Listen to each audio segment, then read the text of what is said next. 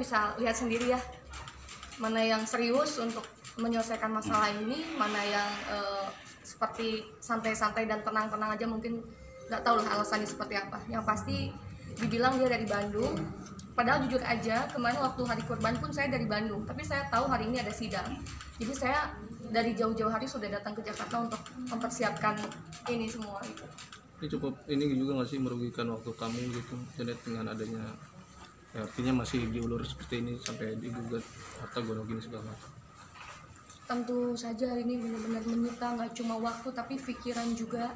Terus banyak hal yang memang aku pertanggungjawabkan di sini. Salah satunya adalah perasaan kedua orang tua saya dan keluarga besar saya yang memang selama ini mereka tahulah apa yang sudah saya lakukan, kerja keras seperti apa yang sudah saya bangun sehingga saya bisa berdiri kuat mandiri di kaki saya sendiri gitu. Jadi saya benar-benar menjaga tanggung jawab saya, nggak cuma sekedar dari harta yang dia tuntut, tapi bagaimana saya bisa menjaga perasaan keluarga besar saya, orang tua saya khususnya, yang ngelihat saya mungkin bisa dibilang aku tinggal serumah sama orang tua saya, tapi kita jarang banget bisa kumpul bareng gitu karena kesibukan aku, karena apa yang sudah aku lakukan. Jadi itu nggak sekedar materi yang aku pertanggungjawabkan. Tapi kira-kira Janet, maaf sebelumnya mengulang lagi apa sih yang dituntut sama Mas Alif gitu dalam sidang kali ini, termasukkah memperhatikan Davidson yang jadi pemicu perceraian kemarin kan, seperti apa? Baik, sebelum saya jawab itu ya, menambahkan sedikit dari Janet ya. Janet ini perempuan loh, tapi dia mampu menjawab seperti tadi itu kan. Berarti dia serius. Dia digugat orang, dia hadapin, dia layani gitu loh. Tapi malah si penggugat sampai sekarang belum datang ya. Jadi buat kami sih ini bukti keseriusan. Kenapa? Janet ini kan seorang profesional di bidangnya. Dia sangat menghargai waktu. Dikorbankannya waktu dan konsekuensi lain untuk hadir di sidang ini ya.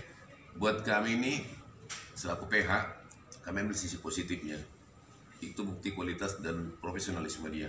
Dia sportif dan konsisten soal waktu. Nah, menyangkut yang pertanyaan Mas tadi itu mengenai gugatan ya. Ini topik ini gugatan gonogini ya. Tentu ada beberapa poin seperti yang sudah kami bagikan kepada rekan-rekan media tadi. Itulah item yang digugat oleh si Alif selaku ex suaminya ya. Namanya gugatan, gugatan ya. Apakah diterima apa ditolak itu tergantung proses persidangan ya. Di situ saya lihat ada beberapa item. Nah, kalau menurut penjelasan klien kami ke kantor kami, hampir semua aset itu hasil keringatnya dia, itu hasil jerih payah dia. Karena sedikit kami jelaskan,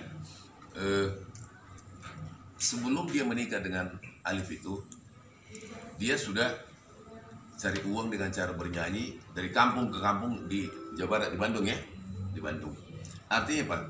Dia sudah cari uang, meskipun tidak dalam jumlah besar. Sudah punya jam terbang, punya kualitas. Semakin populer dia baru hijrah ke Jakarta. Hijrah ke Jakarta dan makin menaik karirnya. Ya, artinya karir menaik, kualitas menaik, tentu omset juga, popularitas itu paralel dengan itu. Nah, menurut saudara Janet, sesudah sampai di Jakarta, karirnya melonjak, dia belum menikah dengan si Alif. Dia punya manajer, itu manajer lain, ya, manajer lain sebelum si Alif. Ya waktu di reject, jadi saya tambahkan sedikit.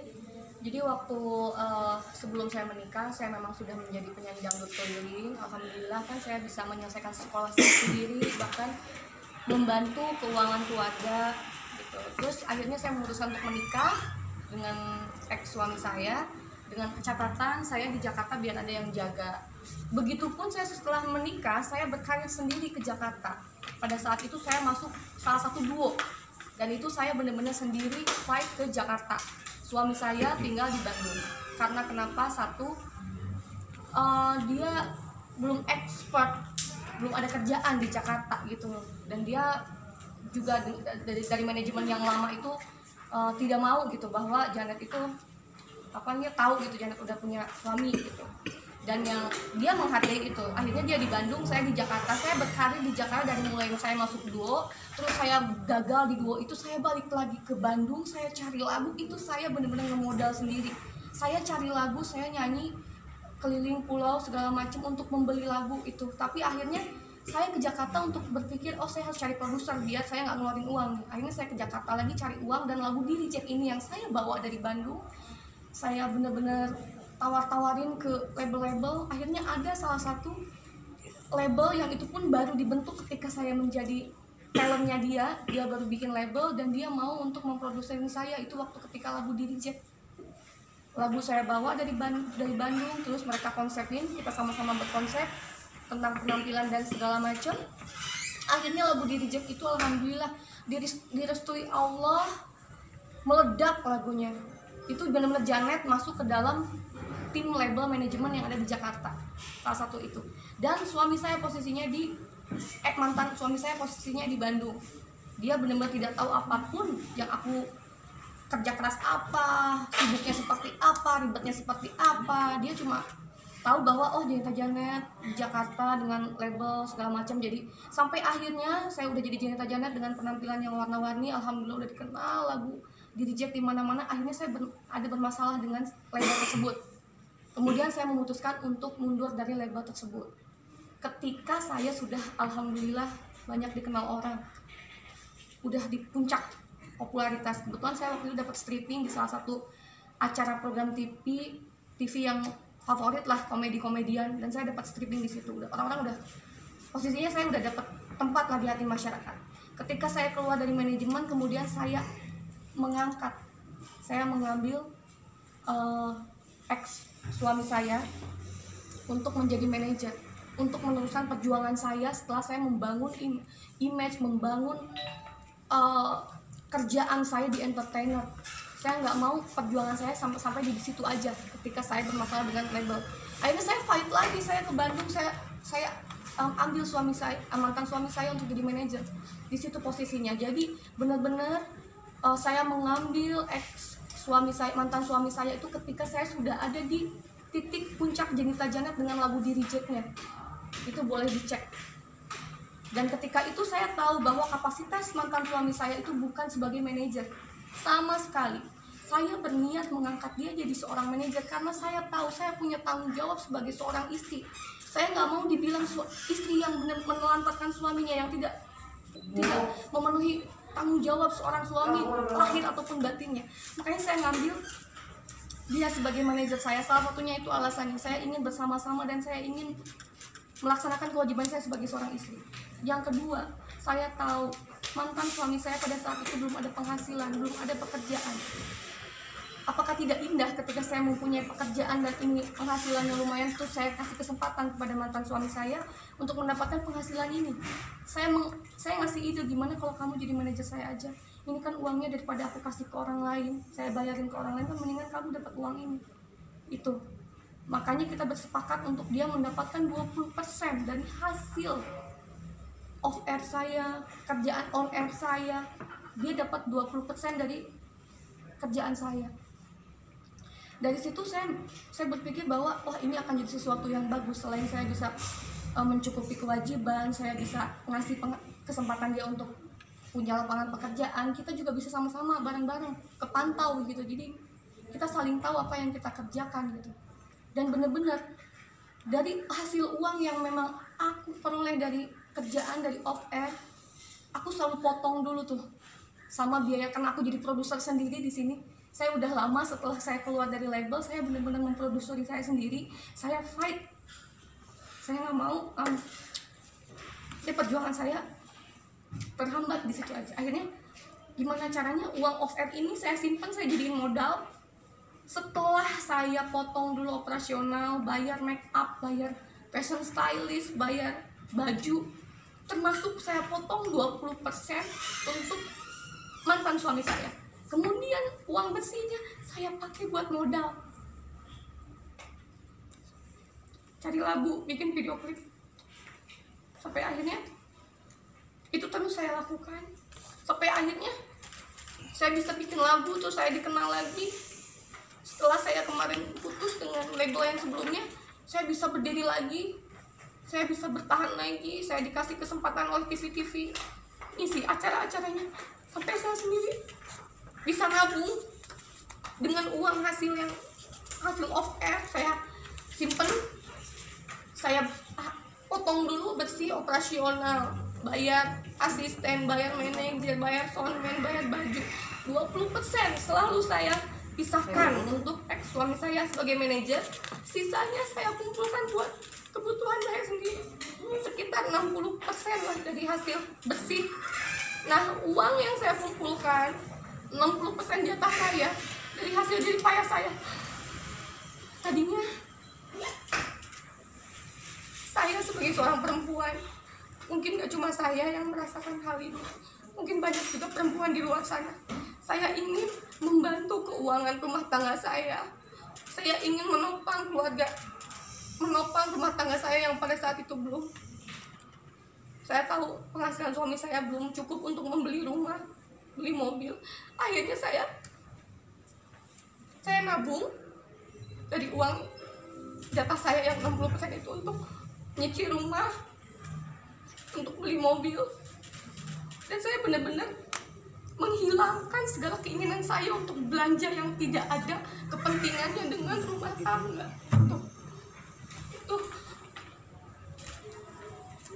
ya alhamdulillah, walaupun sekarang juga sampai detik sekarang rumahnya masih ada cicilan di bank, tapi saya tetap melaksanakan kewajibannya untuk membayar kewajiban cicilan rumah tersebut. Nah, kalau boleh tahu ya, saya mau bertanya sekarang ke Jana ini. Jadi berarti putusan majelis yang mulia, nanti kita lihat hasil akhirnya apa, ya. Tapi yang kami ingin tegaskan kepada rekan-rekan media adalah itu tadi yang bicara itu Janet langsung. Karena kalau kami yang ngomong selaku pengacaranya, nanti orang bisa berprasangka, bisa-bisanya pengacara. Ini langsung orangnya. Dan ingat loh, ini bukti kesungguhan dia, keseriusan dia, dan dia menguasai setiap senti persoalan ini. Dia mampu mendetailkan teknis itu semua supaya jelas di media dan juga pada yang bersangkutan yang menggugat ini. Nah, tadi jelaskannya, katakan misalnya ada event, ada kontrak, ada sub, bla bla. Yang merintis itu semua sampai udah jadi kue matang itu tinggal potong-potong, Janet sendiri. Dengar sendiri tadi tuh, sudah dikeluarkan operasional, bla bla bla, dari net itu 20% dikasih ke laki-laki ini. Sisanya buat dia. Buat dia bukan artinya beli pribadi, beli aset atau dinikmati keluarga juga kan? Iya, aku Jujur aja. Iya benar. Nah, dia tadi ngomong tegas, untuk beli barang-barang, dia wanita loh, ibu rumah tangga loh, perempuan loh, pasti butuh bla bla bla. Tapi dia tidak lakukan itu. Kenapa? Dia berpikir ini tidak begitu penting. Karena ada tingkatannya, penting, lebih penting, paling penting. Mana yang penting-penting didahulukan. Tapi dia ini dari net 20% yang dia terima, ditarik semua dari Janet, dia beli barang-barang yang bisa memuaskan hobi dia. Di antaranya apa itu? Motor gede gitu ya? Yang pertama dia ada airsoft gun yang dia beli banyak banget tuh, mahal-mahal. Terus juga ada figur, Iya, action figure, ada drone juga. ada drone, ada kamera. Yang paling aku shock sih dia hobi mengoleksi motor-motor gede, itu yang bikin aku shock gitu. Sedangkan kalau aku ada rezeki gitu kan, aku bener-bener nyimpen lah semua keinginan untuk beli ini yang mahal, kayak emas kayak gitu-gitu. Makanya aku Siapa sih nggak pengen gitu ya? nggak pengen, tapi aku kan yaudah yang lebih penting dulu gitu kan. Tadinya ini bener-bener aku ingin menopang keluarga gitu, menopang pengen punya rumah tangga yang mandiri gitu. Aku beliin yang memang ada sangkut pautnya untuk kebutuhan yang bisa dibikin dinikmati rame-rame gitu, dipakai rame-rame. Tapi ya ternyata beda lain halnya ketika dia punya uang, dia malah untuk mendahulukan untuk memuaskan dan membeli hobi-hobinya gitu, Yang tidak ada kaitan Kaitannya. atau manfaat atau faedah buat keluarga gitu ya. Iya benar. Nah sementara kawan-kawan, uang itu dari mana? Kan dari Janet juga, gitu loh. Sementara membangun itu dia sendiri, malah dia menghidupi keluarganya lagi dulu. Berarti dia terima net kan, net katakanlah bukan jatah tapi ya katakan itu omset dia lah, yang toh sumbernya dari Janet itu loh. Ya, dia belikan, dia belanjakan, dia boroskan untuk hal begituan. Ya, tanda kutip rasanya kurang ini ya, kurang bermanfaat lah, ya. Nah, namun begitu, apapun gugatan dia tetap kita hadapin, ya, karena ini panggilan sidang, panggilan hukum. Kita harus datang sebagai warga negara yang bertanggung jawab dan baik. Kita datang. Kita datang sekarang dia nggak ada. Sementara klien kami sudah meninggalkan jobnya. Ya. Ada janji ketemu orang, ditinggalkannya. Karena kita minta Janet datang supaya jangan bicara hakim atau rekan-rekan media. Kita ini menghindar. Nanti malah terbentuk opini publik jelek. Kita datang dari pagi. Nah, tadi hakim bilang udah sepakat tadi ya jam 3. Kita akan tunggu. Ini bukti keseriusan kita. Dan kami juga mau himbau kepada kawan-kawan media, tolong diestafetkan, disampaikan ke teman-teman lain juga. Klien kami ini bekerja profesional, ya, dia memang talenta untuk bernyanyi. Kami tidak mau dia ini terganggu karena persoalan-persoalan beginian. Sidang atau ada pengacara yang kita handle. Nah, karena ada beberapa keluhan dari klien kami, kalau dia pernah terima WA, nggak tahu dari siapa, yang sifatnya mungkin seperti mengganggu. Dengan ini kami ingatkan, sepanjang relevan dengan perkara ini, kami sudah kasih nomor handphone, bisa ke saya, bisa ke Pak Rangga, bisa ke Suradi, terserah. Ya. Siapa tahu Janet lagi syuting dan seterusnya, kami akan jawab. Ya, mohon maaf ya teman-teman kalau misalnya ada WA ataupun permintaan teman-teman untuk wawancara yang belum bisa aku layani dengan baik, karena aku juga lagi ya tadi itu tanggung jawab aku besar gitu, nggak cuma untuk perkara materi aja tapi lebih ke tanggung jawab perasaan keluarga aku aja itu sih. Jadi bisa nanti lewat Bang Laposan dan juga tim itu kalau misalnya ada pertanyaan yang lain. Dan satu hal lagi mungkin yang memang harus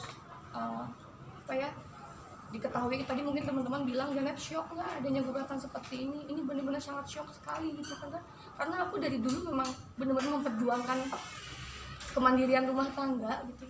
Aku udah mengorbankan dari hasil jerih payah aku, tapi nggak nyangka banget setelah aku perempuan loh, aku kerja keras, aku mau bantu suami, tapi sekarang jujur aja pas cerai kemarin aku nggak nuntut sama sekali, walaupun aku nggak ditinggalin apapun, tempat tinggal nggak sama sekali, mobil enggak.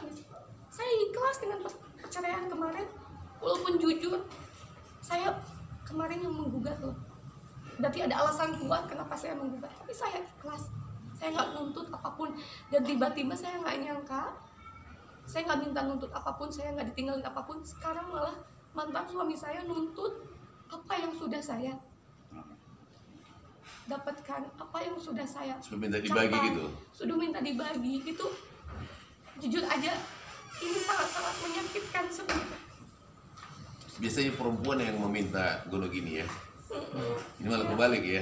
Iya, saya udah ikhlas, padahal Bang kemarin pas udah cerai ya udah, saya nggak akan nuntut apapun, saya udah ikhlas, saya menjalani hidup yang baru. Tapi ya aku nggak paham gitu kenapa dia bisa setega ini sama aku. Dan sekedar tambahan juga ya, buat rekan-rekan media, di ban press release itu ada beberapa pasal yang menjadi dasar hukum untuk gono gini dan seterusnya. Itu undang-undang. Memang standarnya setengah-setengah. Itu undang-undang. Tapi itu tidak kaku. Karena dalam prakteknya banyak terjadi kasus seperti ini. Laki-laki itu memperoleh sangat kecil.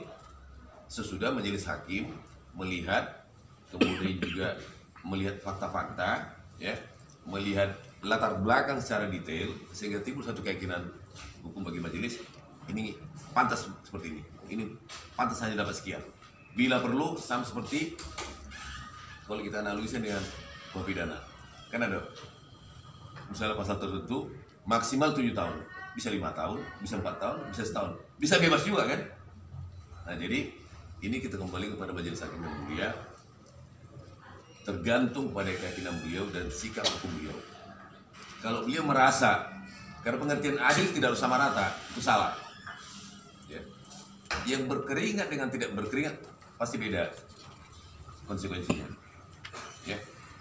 Maka dikatakan orang yang tidak bekerja nggak makan, itu yang hukum. Nah jadi bila perlu, tapi ini tergantung majelis yang mulia. Ya. Kalau majelis melihat dari keyakinan hukumnya, karena salah satu sumber hukumnya putusan pengadilan, putusan majelis hakim, dia bisa tolak itu, si anu nggak dapat.